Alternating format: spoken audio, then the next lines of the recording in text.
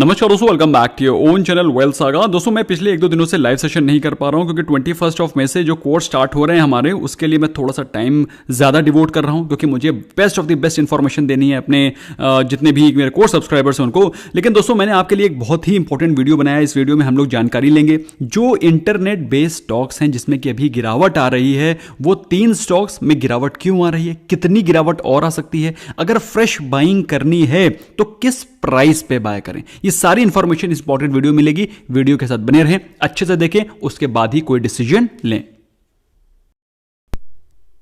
दोस्तों पहला स्टॉक है हैप्पीएस्ट माइंड्स, और हैप्पीएस्ट माइंड्स के भी रिसेंटली रिजल्ट्स आए हैं। रिजल्ट्स बहुत ही बेहतर हैं। The company has performed as market expected. Believe me guys, the results were very very good. लेकिन मार्केट रिजल्ट्स के बेसिस पर नहीं चलती है। मार्केट चलती है किस हिसाब से फ्यूचर ग्रोथ होगी। तो फिलहाल कंपनी ने जो रिजल्ट्स पोस्ट किए हैं उस हिसाब से जैसे फ्यूचर ग्रोथ एक्सपेक्टेड थी वैसी ही ग्रोथ एक्सपेक्ट कर रही है। तो मार्केट ने क्या करा, मार्केट ने वहां से कुछ प्रॉफिट बुक किया है। तो जो आपको गिरावट इसमें दिखाई पड़ रही है करीब 6% की गिरावट, this is not because of any major fall और many major fundamental reason, it is more because of profit booking. ये तो पहला कारण हो गया कि कंपनी में जो अच्छे results, buy on rumour and sell on news, जब अच्छी रिजल्ट्स की न्यूज आ गई तो वहां पर प्रॉफिट बुकिंग होना तय थी। अब पहली चीज तो ये हो गई।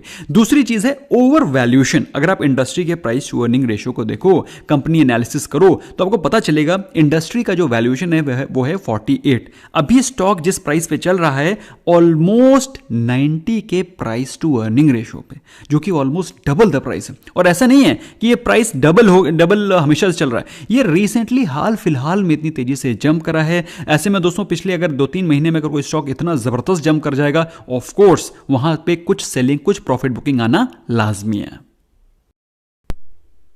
सो अगर पिछले सिर्फ 1 महीने का परफॉर्मेंस देखें, if we just observe last 1 month performance, then you will be surprise to know कि स्टॉक ने आज के दिन की गिरावट को भी अगर मैं इंक्लूड कर लेता हूं 6% की, तो 1 महीने में 33% के रिटर्न दिए। भाई जो स्टॉक 1 महीने में 33% के रिटर्न्स देगा, तो अगर उसमें 5 to 6% की प्रॉफिट बुकिंग आ जाती है, so is it bad? According to me no. मेरे हिसाब से दोस्तों इस स्टॉक में हमें फ्रेश बाइंग की अपॉर्चुनिटी ढूंढनी चाहिए ऑन डिप्स। अब आपका क्वेश्चन बहुत ही लाजमी होगा कि सर किस प्राइस पे बाय करें, उस पर भी बातचीत करेंगे। फिलहाल बात करें सेक्टर की, तो सेक्टर में 4% गिरावट है। सेंसेक्स रहा है 1-1.5% के आसपास ऑलमोस्ट फ्लैट, जबकि हैप्पीएस्ट माइंड्स ने पिछले 1 महीने में शानदार रिटर्न्स दिए हैं। अब ये 1 महीने के रिटर्न्स को छोड़ दो, अब आप देखो जनवरी से लेकर अभी तक स्टॉक ने क्या रिटर्न्स दिए।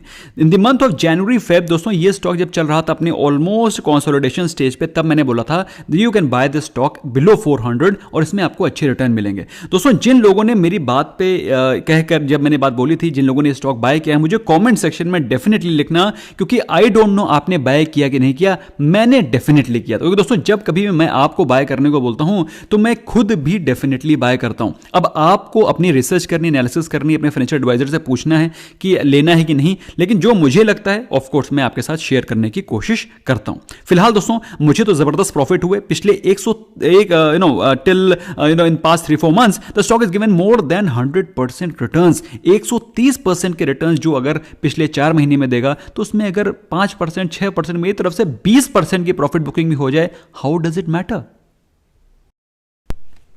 यस, एक चीज बड़ी ही श्योर शॉट है और आपको जान के ऑब्जर्व भी करना चाहिए कि हमें इस स्टॉक को फ्रेश बाय कब करना है। तो दोस्तों अगर आप इसके चार्ट को अच्छे से देखें और इस चार्ट को अच्छे से एनालाइज करें, तो आपको 2-3 चीजें समझ में आती हैं। पहली चीज तो स्टॉक बहुत ही बुलिश ट्रेंड में रहता है और स्टॉक अपने generally 50 day exponential moving average के सपोर्ट पे चलता है। अगर आप देखें जो ये रेड वाली लाइन है, this is 50 day exponential moving average, और आप पाएंगे ये जनरली अपने 50 डे एक्सपोनेंशियल मूविंग एवरेज के सपोर्ट पे चलता है। ये okay, you can see this, है ना, उसी पे कंसोलिडेट करके अपने उसी पे ट्रैक पे चलता है। नंबर 1। नंबर 2, स्टॉक कभी ज्यादा ओवरसोल्ड के टेरिटरी में जाता नहीं है। Generally it remains under the range of 60 to 50 की स्ट्रेंथ में रहता है और वहीं पर उसमें फ्रेश बाइंग इमर्ज होकर के आ जाती है। इवन जब वो कंसोलिडेट कर रहा था तब भी वो कभी भी 50 के RSI के नीचे नहीं गया। What does this mean?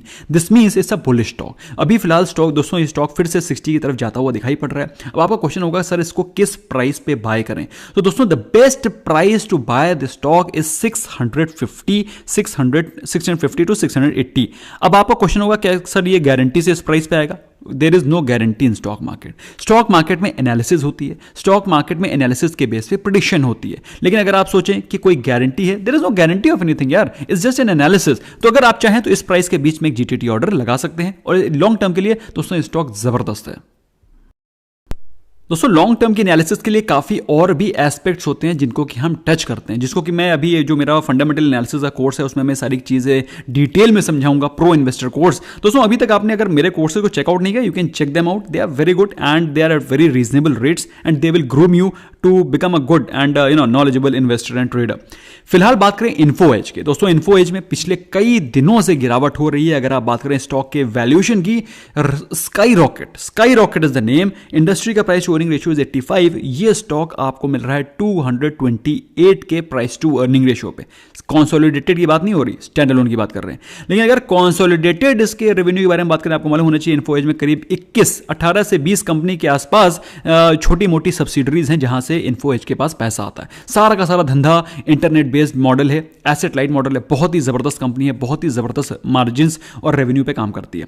फिलहाल दोस्तों अगर हम लोग बात करें स्टॉक के वैल्यूएशन की, तो स्टॉक के वैल्यूएशन बहुत ही हाई हैं, और यहां से अगर बाई चांस स्टॉक में कोई करेक्शन आता भी है, सपोज 10% और आता है, मेरे हिसाब से स्टॉक में 10% करेक्शन बनते हैं। लेकिन अब क्वेश्चन ये होगा, क्या ये स्टॉक 10% गिरेगा? पहले तो देख लेते हैं स्टॉक ने अभी रिसेंटली कैसा परफॉर्म किया है। दोस्तों अगर अभी हम लोग देखें तो पिछले एक महीने में स्टॉक ने अभी हाई लगाए थे 5000 के, 5000 के हाई लगाया हुआ स्टॉक है। ज्यादा पुराने से बात नहीं कर रहा हूं, एक महीने पहले 15 दिन पहले की बात कर रहा हूं, तो stock was trading at 5000 rupees, और वहां से 8% का करेक्शन ऑलरेडी हो चुका है। बात समझ में आ रही है? ऑलरेडी सेक्टर करीब 4%, इन्फो एज करीब 8% के आसपास गिर चुका है, जबकि सेंसेक्स रहा है ऑलमोस्ट फ्लैट 1.5%। अब दोस्तों बात आती है कि कैसा इसके परफॉर्मेंस लॉन्ग टर्म के रहे, जरा क्विकली एक बार नजर मार लेते हैं। तो अगर हम लोग कंपेयर करें इसको पिछले साल के परफॉर्मेंस की, दैट इज जब लॉकडाउन चल रहा था, जब भीषण गिरावट हो रही थी स्टॉक मार्केट में, तब से अभी तक स्टॉक ने 72% के रिटर्न्स दिए। अभी तक की बात कर रहा हूं, अगर हाईज बताएं तो हाईज तो 55% के थे, तो 100% से ज्यादा के रिटर्न ऑलरेडी दे चुका है। लेकिन वहां से प्रॉफिट बुकिंग होना लाजमी है। जिस आदमी ने 2300 2400 पे ये स्टॉक को खरीदा होगा, तो जब 5000 के ऊपर स्टॉक प्राइस चला जाएगा तो ऑफकोर्स थोड़ा प्रॉफिट तो बुक करेगा ना। तो ऑफकोर्स तो यहां पर जिसने प्रॉफिट बुक किया है वो तो अच्छी बात है, लेकिन अब आपको भी तो एंट्री करनी है। तो ये सारे मौके हैं आप जैसे लोगों के, इन्वेस्टर्स इन्वेस्टमेंट करने की, जो लोग मार्केट में और गिरने का वेट कर रहे थे तब, जिन्होंने नहीं खरीद पाया, उनके लिए मौका है।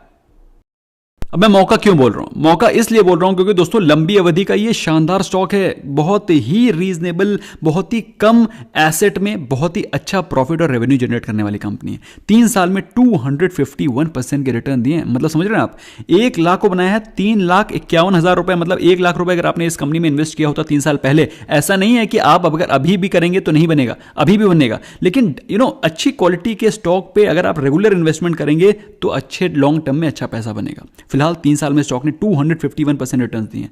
अगर सेक्टर के बारे में बात करें तो सेक्टर के कंपैरिजन से 8 3 24, 3 गुना ज्यादा बेहतर रिटर्न्स दिए हैं इस कंपनी ने। तो दोस्तों बहुत ही शानदार स्टॉक है, डरना बिल्कुल नहीं है। पोर्टफोलियो में है तो यह सोचना है कि किस प्राइस पे और बाय करें, देखते हैं। दोस्तों ये वो स्टॉक है जो कि एक जबरदस्त फंडामेंटल का स्टॉक है, और बहुत ही रेयर ये स्टॉक अपने 100 डे एक्सपोनेंशियल मूविंग एवरेज को तोड़ता है, और कभी भी अगर तोड़ दे तो वहां से बहुत ही शानदार बाउंस बैक आता है। और rarely it touches 200 day exponential moving average, जो कि इसने पिछले साल मई में टच किया था। मेरी बात आपको समझ आ रही है? Last year that is in 2020 इसने जो ये ब्लू वाली लाइन है 200 day exponential moving average touch किया था इन लास्ट में, और अभी ये 200 day exponential moving average blue line के आसपास आता हुआ दिखाई पड़ रहा है 1 साल के बाद। ओवरसोल्ड टेरिटरी में पिछले 1 साल में 2021 में आया था, 2021 जनवरी, उसके बाद अभी मार्च में, और अभी फिर से ओवरसोल्ड कैटेगरी में दिखाई पड़ रहा है। तो जनरली ये स्टॉक ओवरसोल्ड रहता ही नहीं है। मेरे हिसाब से दोस्तों इस स्टॉक में अगर आपको फ्रेश पोजीशन बनानी है 4000 से लेकर के 4200 के बीच में, अगर आप चाहें तो स्टॉक को बाय कर सकते हैं। अगेन दोस्तों ये आप अपनी रिसर्च करें, एनालिसिस करें, अपने फाइनेंशियल एडवाइजर से पूछें। मेरे हिसाब से दोस्तों इस स्टॉक में फ्रेश पोजीशन बनाने का 4000 के आसपास एक बहुत ही अच्छा मौका है, मौके को चूकने मत दें। मौके को चूकने नहीं, मतलब खुद मौका मत चूकें। फिलहाल बात करें इंडिया मार्ट की। दोस्तों इंडिया मार्ट एक बहुत ही जबरदस्त मल्टी बैगर स्टॉक है जिसने मल्टी बैगर रिटर्न्स दिए। दोस्तों जिसमें जिनको ये बात पता नहीं है उनको ये बात बता देना चाहता हूं कि स्टॉक ने अभी 9000 के प्राइस पर QIP लॉन्च किया था। QIP मतलब क्वालिफाइड इंस्टीट्यूशनल प्लेसमेंट, जिसमें कि बड़े बड़े इन्वेस्टर उस स्टॉक लेते हैं, अपना पैसा देते हैं कंपनी को एक्सपेंशन के लिए। तो 9000 रुपीज पे बड़े बड़े इन्वेस्टर्स ने इसमें ऑलरेडी इन्वेस्ट कर रखा है। दोस्तों ये सारे फंडामेंटल एनालिसिस के जार्गन्स अगर आपको नहीं मालूम है, कैसे किसी अच्छे स्टॉक मल्टी बैगर स्टॉक को पिकअप करते हैं, you don't know, then that all is being covered in the course. In case if you wish to join, you can join them. तो आपको किसी के एनालिसिस के भरोसे नहीं बैठना पड़ेगा, दैट विल एम्पावर यू। फिलहाल अगर बात करें स्टॉक के वैल्यूएशन की, तो दोस्तों आपको जानकर के ये हैरानी होगी कि स्टॉक इस समय रीजनेबल वैल्यूएशन पे आ गया, क्योंकि इंडस्ट्री का प्राइस टू अर्निंग रेशियो है 73। लेकिन इंडस्ट्री का प्राइस टू अर्निंग रेशियो और कंपनी का प्राइस टू अर्निंग रेशियो सिर्फ चेक कर लेना ही सही वैल्यूएशन को दर्शाता नहीं है। बहुत सारे और ही पैरामीटर होते हैं, लेकिन दोस्तों मैं 10 मिनट में आपको सिर्फ इतना ही बता सकता हूं। अभी मैं आपको पूरा वैल्यूएशन करने में आ जाऊंगा तो मुझे टाइम लगेगा। I will have to do the complete analysis of one stock threadbare, तो I at least take 15 to 20 minutes to analyse one stock. तो दोस्तों अगर आप वो सीखना है तो यू कैन लर्न। फिलहाल अगर बात करें तो stock was very much over valued. 10,000 रुपए के आसपास स्टॉक ट्रेड कर रहा था, अभी वहां से गिर गिर के स्टॉक 6600 के आसपास चल रहा है और अब अपने रीजनेबल वैल्यूएशन पे आता हुआ दिखाई पड़ रहा है एज कंपेयर टू इंडस्ट्री। अब ये रीजनेबल वैल्यूएशन पे तब आया है जब ये स्टॉक 15% तक गिर चुका है फ्रॉम इट्स 1 मंथ हाई। अगर हमने ऑल टाइम हाई के बारे में बात करें तो ऑलमोस्ट 9500 के आसपास का ऑल टाइम हाई था, तो वहां से तो काफी ज्यादा गिर चुका है। फिलहाल 15% एक महीने में गिर चुका है, जबकि सेक्टर हैज फॉलन 4% ओनली। दोस्तों थोड़ा सा बैकग्राउंड में आपको न्यूज थोड़ा नॉइज आ रही होगी, that is because of some drizzle, जो थोड़ी ड्रिजल हो रही है। बिकॉज ऑफ दैट आपको थोड़ा सा डिस्टर्बेंस आ रहा होगा। मैं विंडो के पास बैठ करके बना रहा हूँ, so please pardon me for that. फिलहाल एक साल के परफॉर्मेंस के बारे में बातचीत कर रही है तो stock has given more than 200% returns in past 1 year. बात समझ में आ रही है? एक साल में पैसे को डबल किया है। तो ये अभी के प्राइस के बारे में बातचीत हो रही है। अगर आप ऑल टाइम हाई के बारे में बात करें तो स्टॉक 2000 रुपए, एक साल पहले 2000 रुपए के प्राइस पे था और उसने हाई लगाए थे 9786, ऑलमोस्ट 500% रिटर्न, मतलब 5 गुना कर रहा था पैसा। 1 लाख को बनाया था 6 लाख रुपए। अब यहां से प्रॉफिट बुकिंग तो आना लाजमी है, आएगी ही आएगी, बिल्कुल आएगी, क्यों नहीं आएगी। अब बात यह आती है कि स्टॉक में फ्रेश इन्वेस्टमेंट किस प्राइस पे करें, that we have to see, let's see that. So दोस्तों अगर आप ऑब्जर्व करेंगे तो आप पाएंगे the stock presently is trading at the price range of 6700 के प्राइस रेंज के आसपास चल रहा है और स्टॉक अपने ओवरसोल्ड कैटेगरी में चला गया है 30 के आसपास के RSI के आसपास, जो कि बताता है इसमें अच्छी खासी पिटाई हो चुकी है। अब बात आती है इसको किस प्राइस पे बाय किया जाए, तो दोस्तों मेरे हिसाब से स्टॉक में अभी गिरावट और भी बाकी है and I personally feel the stock has the potential to fall back to 5800 to 6000 levels again. तो 6000 के नीचे भी ये स्टॉक जाने की क्षमता रखता है 5800 के आसपास।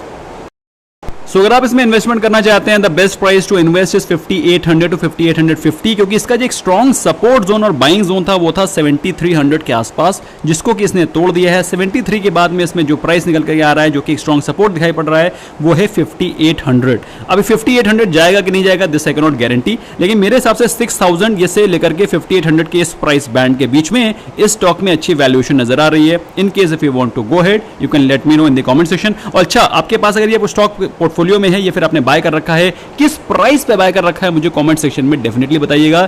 Thank you so very much, bye bye for now.